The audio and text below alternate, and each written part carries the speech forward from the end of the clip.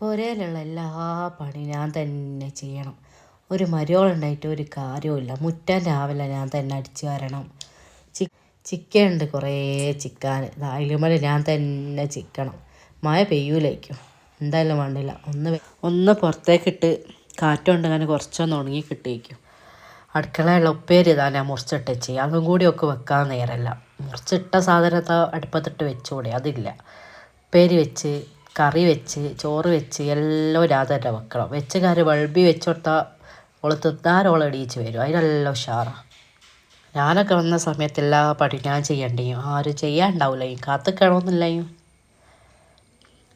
ഈ വീഡിയോസൊന്നും ഞാൻ കണ്ടില്ലല്ലോ. നല്ല പുതിയ ഫിലിമാണെന്ന് തോന്നുന്നില്ല ഇതൊന്ന് കാണാം. ഇതുവരെ കുറേ ദിവസമായി ഫിലിമൊക്കെ ഒന്ന് കണ്ടിട്ട്.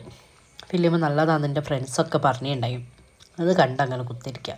ചോറ് തന്നാകുമ്പോൾ അങ്ങ് പോവാം പുറത്തേക്ക്. ഈ ഫിലിം ഏതായാലും കാണാം.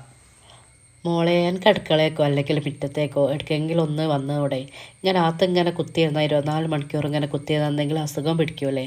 മേലിങ്ങനെ എന്തെങ്കിലും ചെറിയ ചെറിയ പണിയൊക്കെ എടുത്ത് ശരീരം ഒന്ന് അനങ്ങിയാൽ അതൊരു ആശ്വാസമല്ലേ? ഒരു അസുഖത്തിൽ നിന്നൊക്കെ നമുക്ക് രക്ഷപ്പെടാനുള്ളൊരു വഴിയാണത്. അതിന് മറക്കണ്ട കേട്ടോ.